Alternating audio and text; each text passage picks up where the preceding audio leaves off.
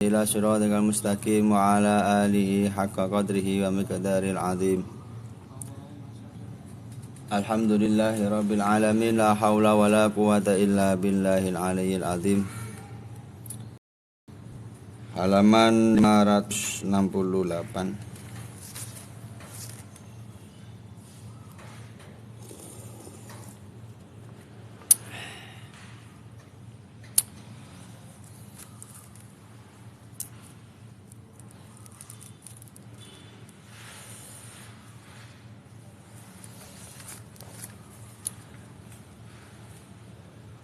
Qala mu'alifu wa nafa'ani wa bi ulumi afitarni amin amin ya rabbal alamin.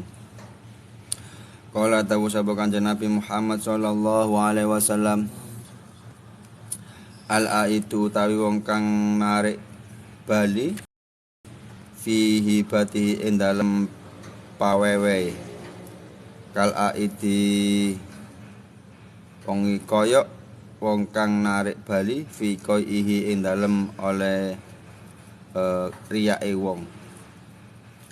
Jadi Kanjeng Nabi dawuh al-aidu fiha fi hibati kal aidi fi qaihi.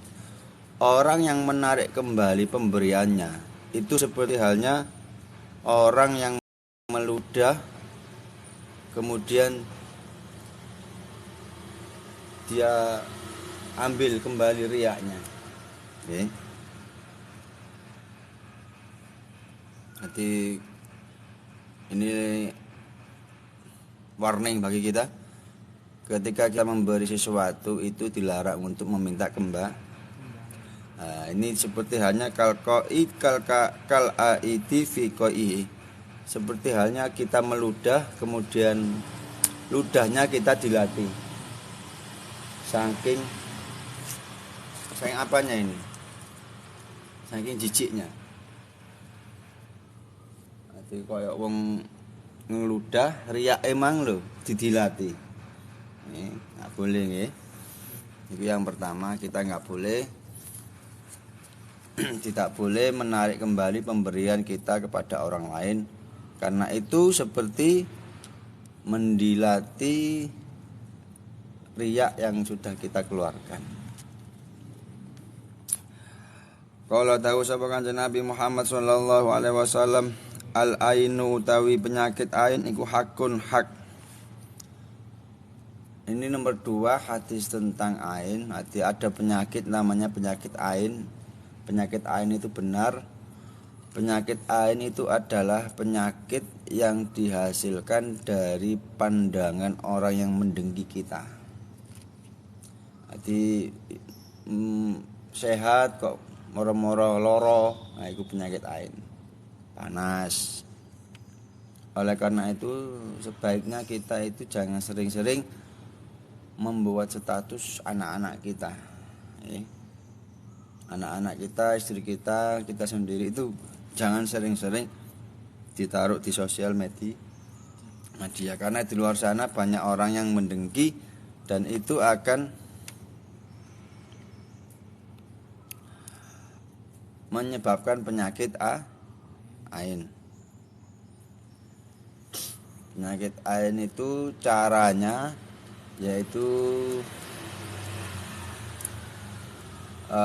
dibacakan Qul a'udzu birabbil falaq dan Qul a'udzu birabbin nas. Anak-anak kita itu setiap malam atau sehabis sholat dibacakan Fatihah dan ayat kursi, diadakan kepada anak-anak kita agar terhindar dari penyakit ain. Sama seperti halnya pandangan-pandangan orang-orang soleh, para waliullah, para ulama, itu juga akan mempengaruhi kepada anak-anak kita, tapi pengaruh yang baik. Habib Taufik yang dari Pasuruan itu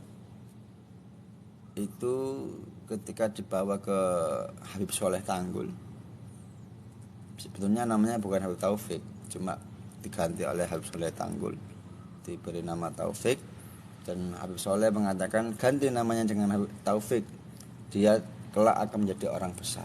Alhamdulillah sekarang beliau Habib Taufik menjadi pimpinan Rabitatul Alawiyah. Kata Imam Ghazali juga seperti itu. Pandangan orang-orang soleh itu akan menusuk tajam ke hati orang-orang.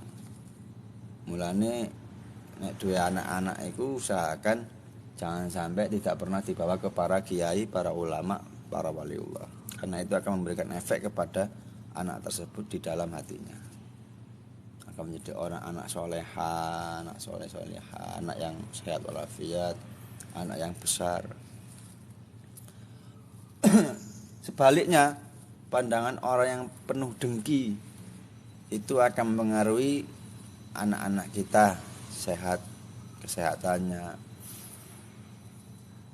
Dan penyakit ain ini nyata ada. Penyakit yang disebabkan pandangan kedengkian terhadap kita dan anak-anak kita. Wingi sehat kok saiki moro-moro sakit. Nah, sakit tanpa sebab. Moro-moro anak kok panas. Nah, itu penyakit ain.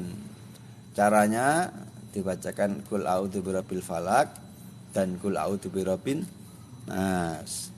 Disebul di embun-bunane atau doa yang diajarkan Rasulullah itu wa itu bi kalimatil tamah wa min kulli syaitanin wahamah wa min kulli ainin lamah, dibaca pagi sore. Dan Hasan tuka hayyul qayyumul ladzi la yamutu abada wa dafa'tu angka su'abi alfi la haula wala quwata illa billahil aliyil azim. Itu kata Habib Umar, agar anak-anak kita itu dijaga oleh Allah dari penyakit ain. Itu dibaca 1 kali pagi dan sore. Kalau nggak hafal ya wis Al-Fatihah, ayat kursi, Al-Falaq, An-Nas. Pagi dan sore dihadiahkan anak-anak kita agar dijaga oleh Allah dari pandangan orang-orang yang dengki. Karena nggak semua orang itu suka melihat kita bahagia. Oleh karena itu kita dilarang sering-sering anak-anak kita itu dipakai status.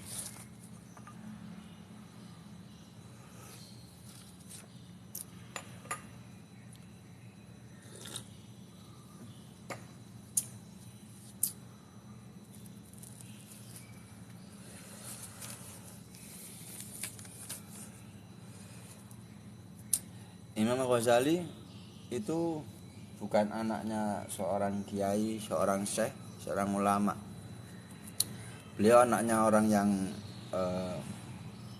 nambal pakaian, tukang sul sepatu. Tapi ayah Imam Ghazali ini sering membawa Al-Ghazali kecil ini sowan ke kiai, ke ulama, ke para waliullah. Tabarukan biar si Ghazali kecil ini kelak tumbuh menjadi anak yang soleh. Jadi kalau di luar sana kita bukan anaknya siapa-siapa, itu jangan kecil hati. Masih ada jalur agar anak-anak kita ini menjadi orang besar. Bagaimana caranya? Yaitu dekati besar. Bagaimana caranya? Yaitu dekati para kiai, para alim ulama dan minta doanya agar solih tumbuh menjadi orang yang besar, orang yang manfaat. Jadi abah kula ya Ihsan itu anaknya orang penjual tempe di pasar di Malang. Mungkin barokahnya orang tuanya, doanya, kemudian beliau nak ngampel. Keampel itu 3 hari 3 malam. Siangnya puasa, malamnya melekan. Akhirnya dapat latif, suara tanpa rupa, disuruh mondok di sini alasannya. Ya akhirnya mondok di sini, terus kemudian dipek mantu sama Yai Mansur. Ya, kita nggak tahu apa yang kita kerjakan, semua itu adalah karunia dari Allah. Intinya jangan kecil hati bagi siapapun yang tidak punya nasab baik. Siapa tahu anak-anak cucu-cucunya menjadi anak yang soleh-solehah dan anak yang besar di kemudian hari. Barokahnya dibawa sowan silaturahim ke para kiai, para alimullah, para habaib, para waliullah.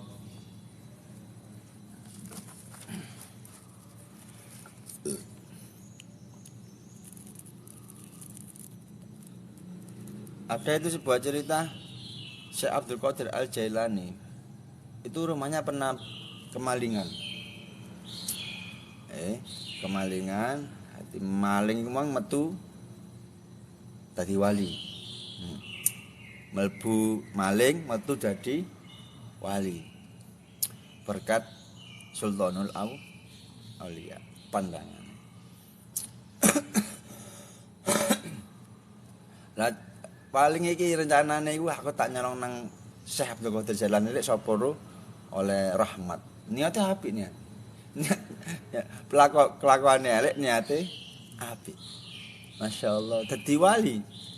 Jadi ketika malam jam 2 malam itu ada dua wali itu sowan ke Syekh Abdul Qadir Jailani mengatakan bahwa ada wali yang meninggal, harus ada penggantinya, harus ada wali abdal. Kemudian maling mang sing idan nang omahe ku mang. Sing idan nang selambu, kata Syekh Abdul Qadir Jailani, itu penggantinya sedang bersembunyi di belakang selambu, belakang tirai. Padahal maling ini belum pernah lihat Syekh Abdul Qadir Jailani, tapi kok konangan. Nah, ini keutamaan para wali-wali itu. Akhirnya sini, maling sini. Orang yang bersembunyi di balik tirai sini, keluarlah. Kau akan saya angkat menjadi wali abdal. Mau nangis maling mang. Bajingan mau nangis, maling mang. Akhirnya tobat, didadekno wali abdal, wali pengganti. Masya Allah. Arti kita jangan sampai pernah meremehkan hal yang kecil, karena menurut kita kecil, tapi kalau Allah membuat besar bisa jadi. Terakhir hadis nomor 3. Qala ta'ala sabakan Nabi Muhammad sallallahu alaihi wasallam, u'tul ajrahu qabla ayyajifa ajifa arakahu wa a'limuhu ajrahu wa huwa fi amalihi. Atu paring ana sapa sira kabeh al ajira ing buruh. Apa ajrahu ing opahe buruh qabla ayyajifa ing dalem sadurunge yen to garing. Apa sing garing? Apa arakahu keringite buruh. Wa limu lan meruwake sapa sira kabeh ing buruh ajrahu ing opahe buruh wa huwa hale utawi buruh fi amali iku tetep ing dalem penggaweane buruh. Nomor 3 iki Kanjeng Nabi ngekeki ilmu bagi bos, pemimpin perusahaan itu agar memberikan upah bagi buruh pekerjanya sebelum keringate buruh iku mang garing. Coba bayangkan nggih, bayaran tapi keringete wis garing. Ya apa rasane? Jadi dilarang memberikan upah ketika keringete wis garing. Hati zaman dulu itu Sayyidina Ali itu juga buruh, tapi buruh pada orang non muslim. Beliau nimbah di sumur orang non muslim, kemudian itu dikasih upah ya 7 butir buah kurma. Nanti dikasih. Jadi intinya ojo sampai telat bayari buruh. Dan wa a'limuhu ajrahu wa fi amali, dan seyogyanya bagi orang bos itu memberikan penjelasan di awal pekerjaannya ini bayarannya segi. Nah, itu karena itu haknya buruh. Nggih. Paham nggih? Jadi nek dadi bos dan kalau ada karyawan baru yang tanya, "Ini berapa saya digaji?" Nah, itu harus dijelaskan. Nggih. Nggak boleh samar-samar. Harus transparan. Jadi kalau ada interview terus si pekerja baru ini tanya, gaji saya berapa, itu nggak apa-apa sebetulnya, karena itu hak seorang karyawan yang baru. Nah, kalau kamu sebagai ini gajinya sekian, kalau ini sekian, kalau ini sekian. Jadi jangan tersinggung kalau interview kemudian ada pimpinan HRD itu ditanyai oleh karyawan baru tentang gajinya berapa, itu karena itu haknya. Jadi jangan sampai telat menggaji seorang buruh. Jadi ojo sampai keringet wis garing baru gajian. Ya wis minimal tanggal 1 gajian ya gajian. Wis kuwi lumrah iku. Ojo sampai telat tanggal 15 saiku gak oleh. Telat-telat sedina rong dina cek bisa dimaklumi kan. Kalau orang-orang demo itu telatnya berapa bulan? 3 bulan ya. 3 bulan baru demo. Ya enggak apa-apa karena itu haknya. Karena ini larangan dari Rasulullah, jangan sampai memberi upah sebelum keringate. Hati cek keringetan itu wis dikai upah. Hati dulu itu bayaran itu seharian. Nggih, harian. Atau kalau bisa seminggu atau paling lama itu 1 bulan. 1 bulan.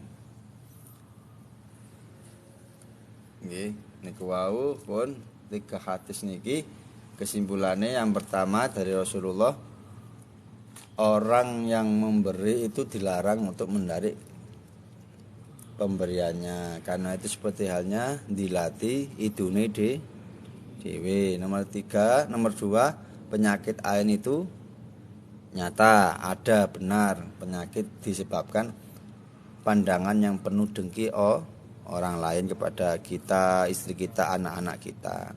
Dan salah satu doanya yaitu wa itu bi kalimatil tamah amin kulli syaitanir hamah amin kulli ainin lamah.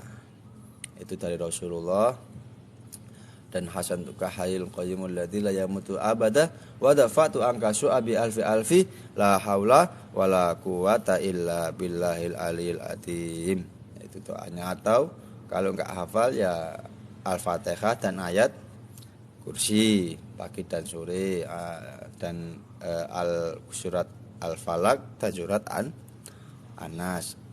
Kita minta perlindungan Allah dari pandangan kejahatan orang-orang yang penuh dengki.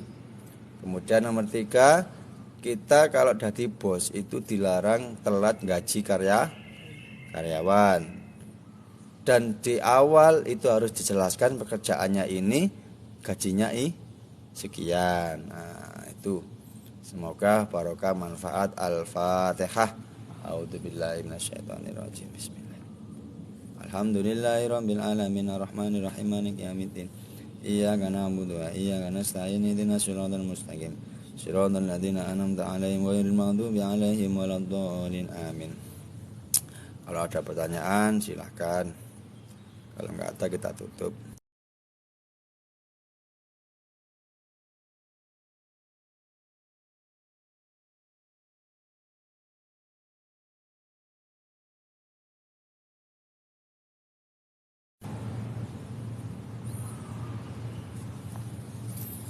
Ya, pertanyaan.